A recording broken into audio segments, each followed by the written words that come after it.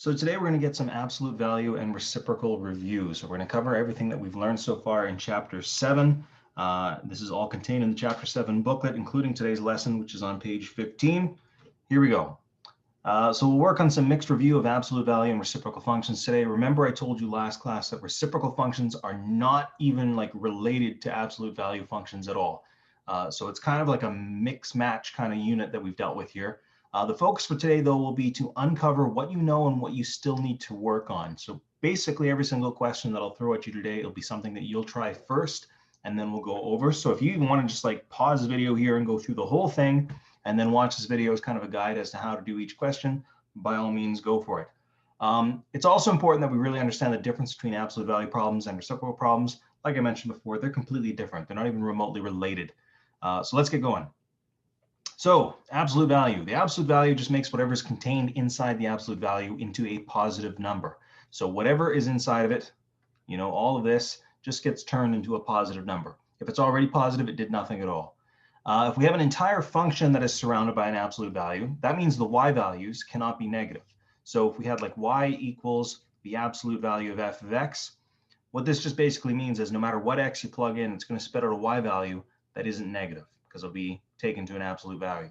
If you already have the graph of a function, you can graph its absolute value by mirroring the negative portions above the x-axis. So that kind of comes into this as well. If you had a graph that looked, let's say, something like this, well, then you're just going to mirror the negative portion, so it actually looks something like this.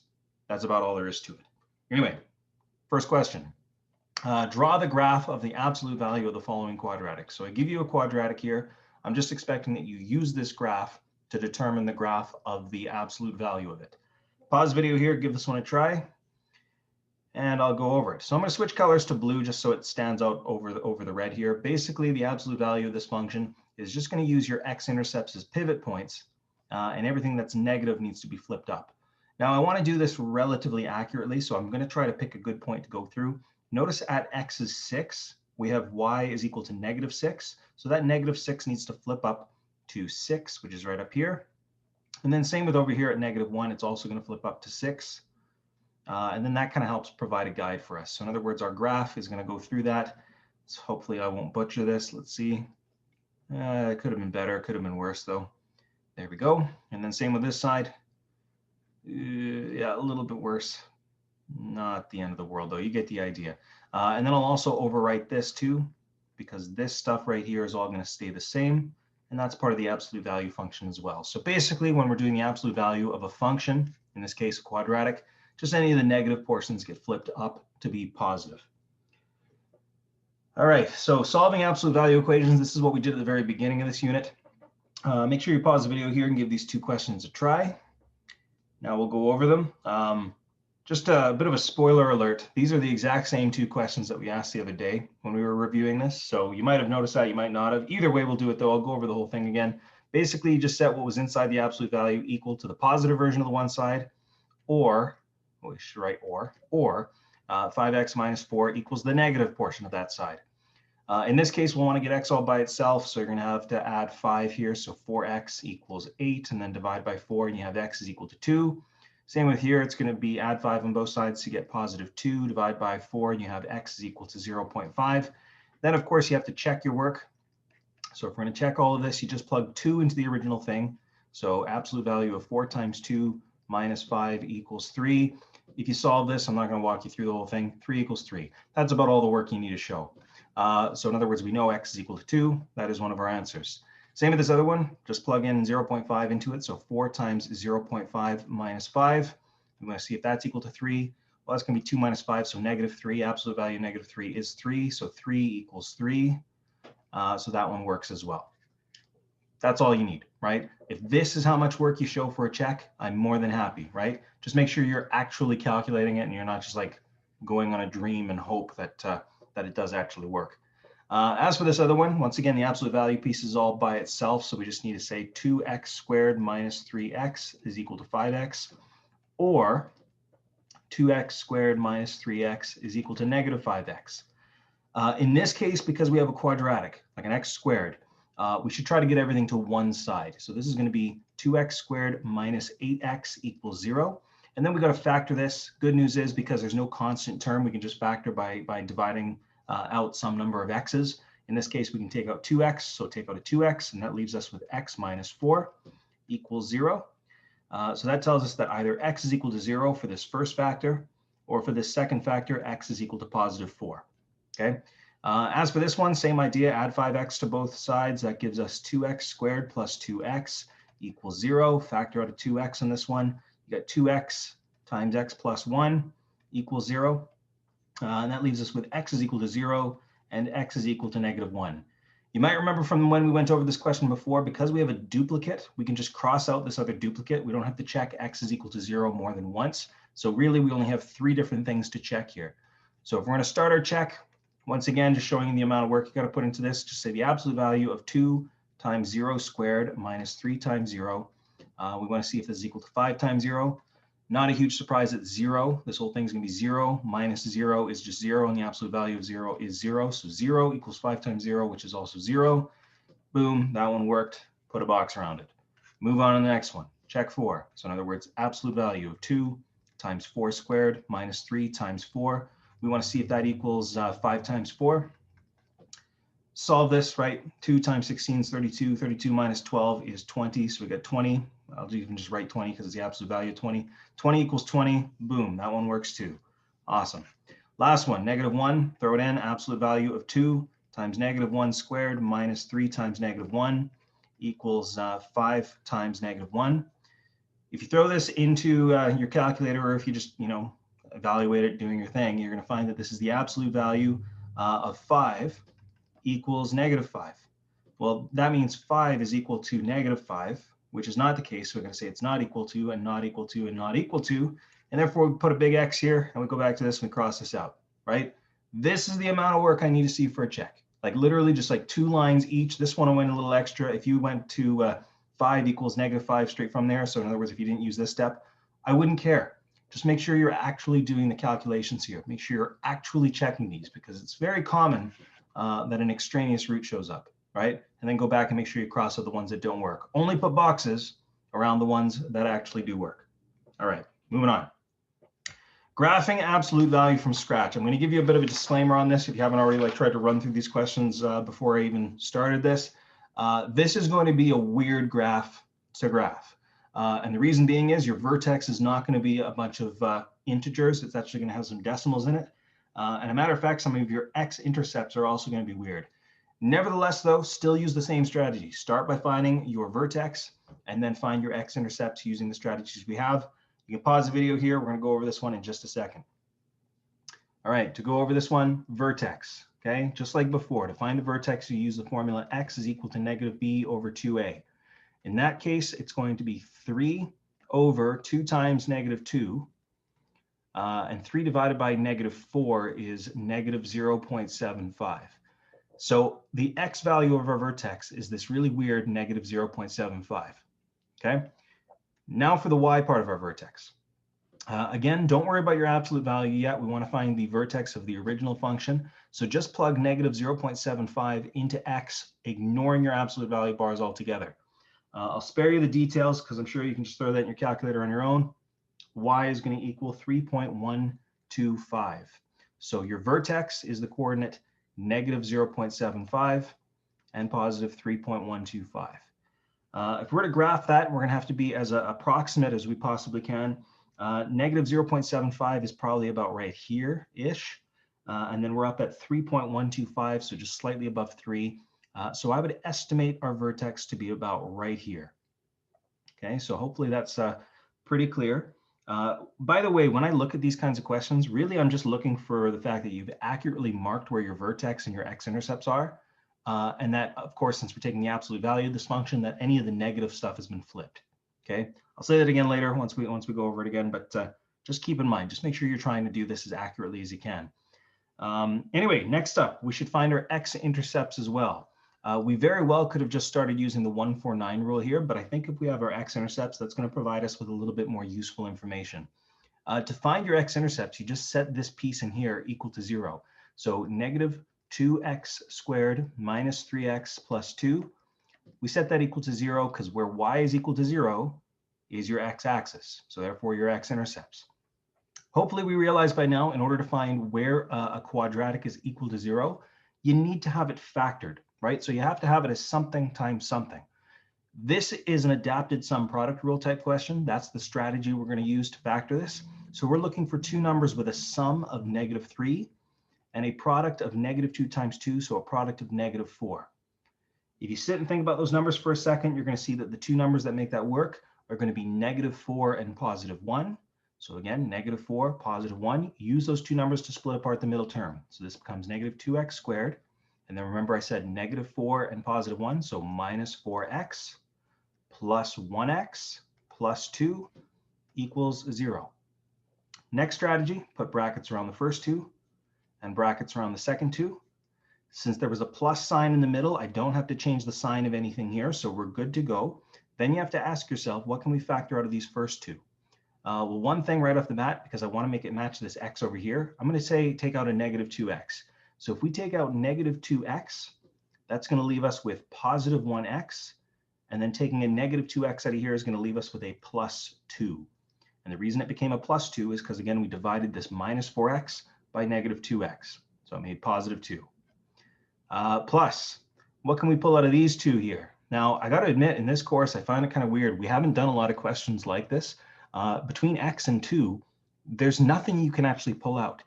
But when you have a question like that, you should still at least pull something out. So we always pull out a 1. So it's +1 times x plus 2. Notice that didn't change what was going on in there. It's just we put a 1 on the outside. And again, this equals 0. Since we have x plus 2 here and x plus 2 here, that tells us that our factoring by grouping worked. So we have x plus 2 times -2x plus 1. And that equals 0.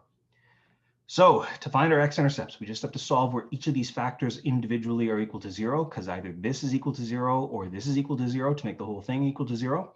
This first one's relatively easy to find. It's just x is equal to -2, because if x was equal to -2, this piece would equal 0.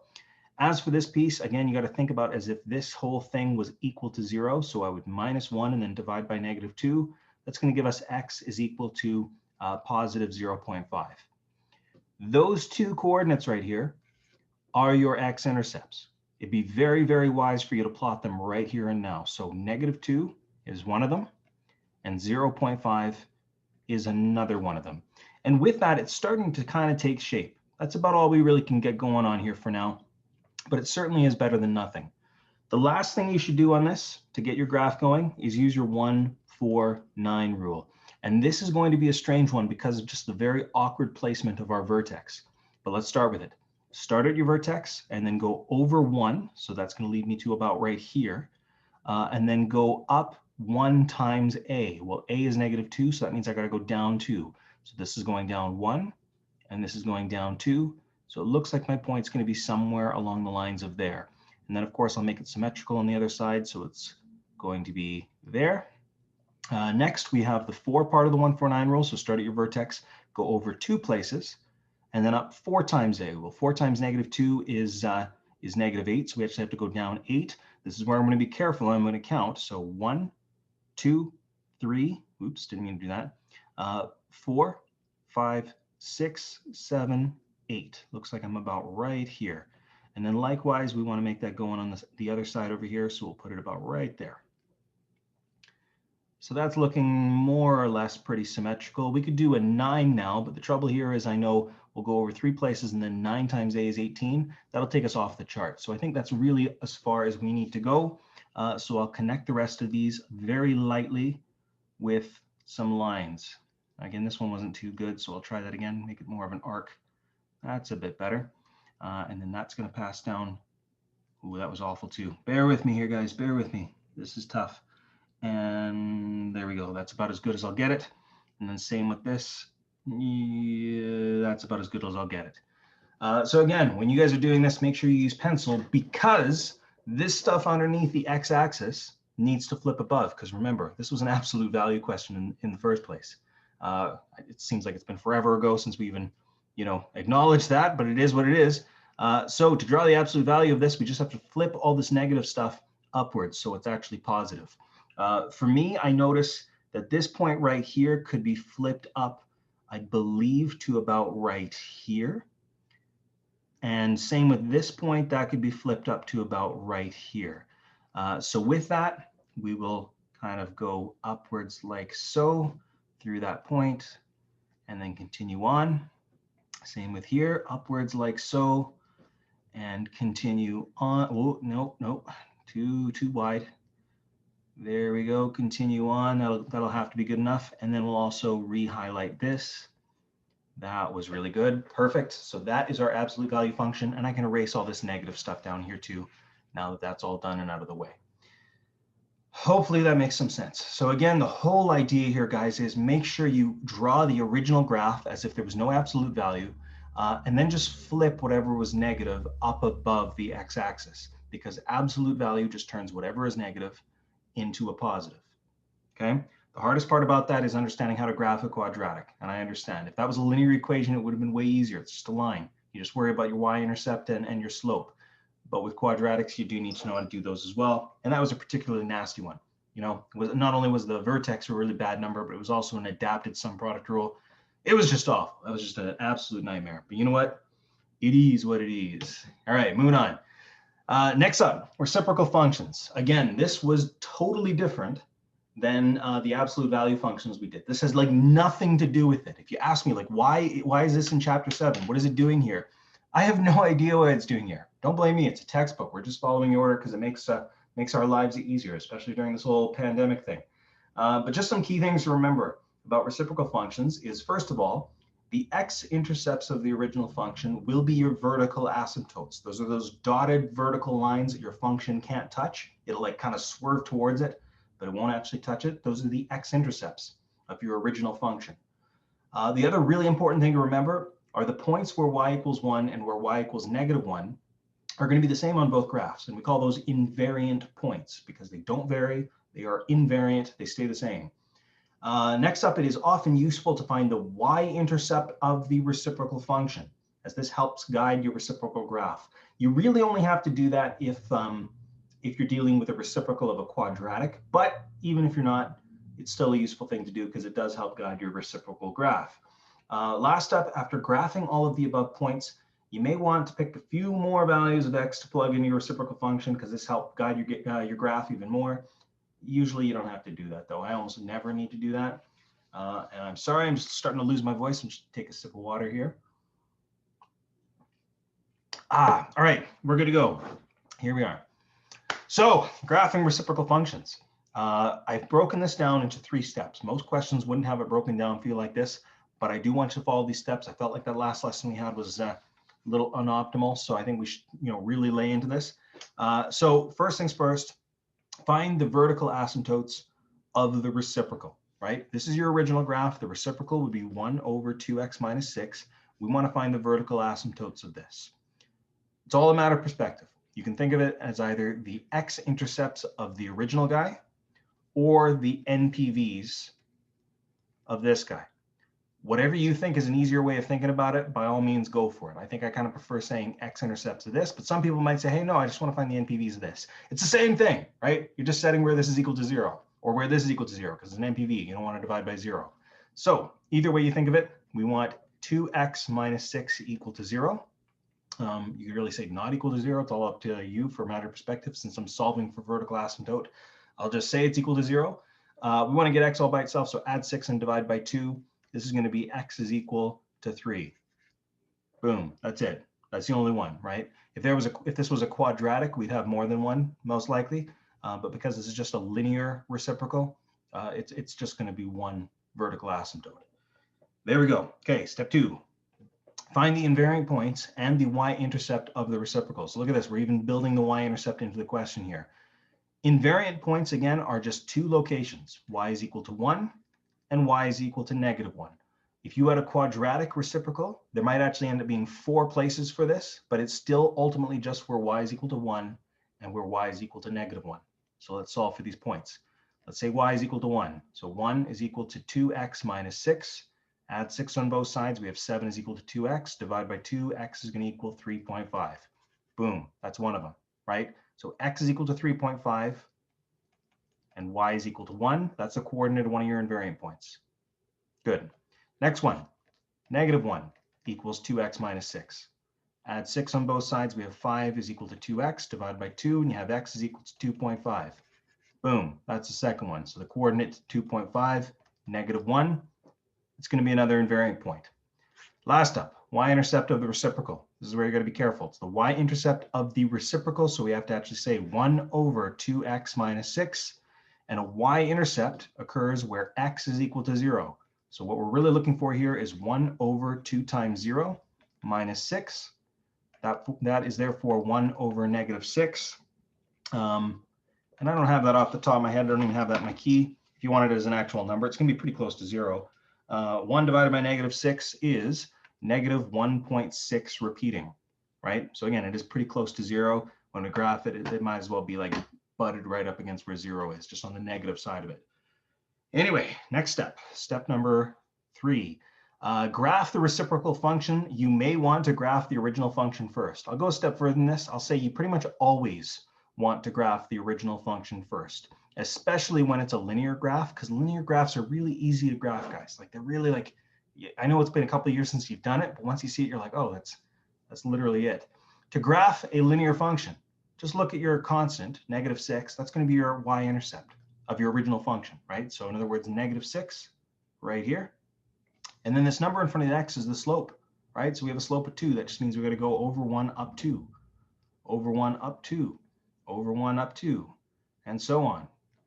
If you remember slope dude would say this is puff, puff, positive, right? It's not nice negative, it's puff, puff, positive. Good to go. Then, of course, we got to like connect the dots here, and you really are going to need to forgive me. It'd be nice if I had a ruler on this or something, but I can't because, again, I'm just like eyeballing it. I have to stare at the screen and then like hope my pen is going where it needs to go, and I'm doing okay so far. Maybe I shouldn't jinx it, though.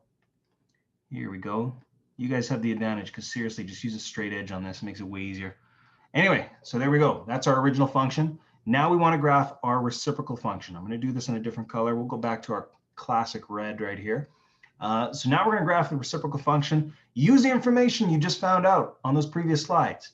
But you know what's kind of funny about it is like just graphing the original function, it kind of gives us all that information all in one go. I didn't even mean to look at it. Remember, we said our vertical asymptote is x is equal to 3, which is always the x-intercept of your original function. Well, look at this. X is equal to 3 right here. There's your vertical asymptote. Always draw it as a dotted line. I know it's time consuming. I know it's silly, but just draw it as a dotted line. Believe me, it really helps guide your graph so that you don't goof up. Because remember, a vertical asymptote is the vertical line that your graph is not allowed to touch. Next step was find those invariant points. Remember, the invariant points occur where y is equal to 1 and where y is equal to -1. As we can see, those 2 points are at 3.5, that's right here, and 2.5, that's right here. Okay, so in other words, those points are going to be points where your reciprocal graph is going to go through it. The third thing that we found, and it's usually optional, and in my opinion, actually quite silly for a linear graph, is the y-intercept of your reciprocal, which we found was -1 over 6, or in other words, -1 or -0.16 repeating. That's going to be about right here. It's just about almost right at 0, but it's right there, okay? Next up, you can already kind of see where the graph is going. We have to like shoot towards our vertical asymptote as well as shoot towards the horizontal asymptote, which in this course will always be your x-axis. So personally, I think I'm going to start over here. We're going to come straight down, hugging this vertical asymptote right the whole way, and then pass through there. And then we're going to swerve this way and hug the horizontal asymptote right there as well. That's not too bad. Same with on the bottom of the vertical asymptote over here. Hug the side of it really, really, really close the whole way. Keep on going, and then go through your invariant point. Now, what's interesting is we can connect it to our y-intercept right here as well. So we can swing this way, and yoink, going through that point, and then you're just hugging the horizontal asymptote, which again is your x-axis in this case. That's about it. That's all there is to it. So last class, again, we looked at a quadratic reciprocal function, and yeah, it was really crazy and hard and all that. But really, if you just follow those 3 steps, you're good to go. Those 3 steps, in case you want me to remind you. Step 1, find the vertical asymptote, right? These are your NPVs of the reciprocal or x-intercepts of original. Same thing, right? Whatever floats your boat. Step 2, Find your invariant points. Invariant points. These are y is equal to 1 and y is equal to -1. See, look at this. Y is 1 right there. Y is -1 right there. Okay, no big deal. Step 3. And this one, again, I think is optional when it's a linear graph, but it's more important when it's a quadratic graph. Find the reciprocals y, that's a y intercept, right? And that's just by setting x is equal to 0 and then solving for y. On your reciprocal function, though, not the original, not this. It's the reciprocal, 1 over 2x minus 6. That's about it. That's all I got for you. So what I want you to do for practice, any of those old textbook questions, if you haven't finished them yet, please go back and do them. That includes all 3 of those sections. And as always, if you have any questions, please contact me.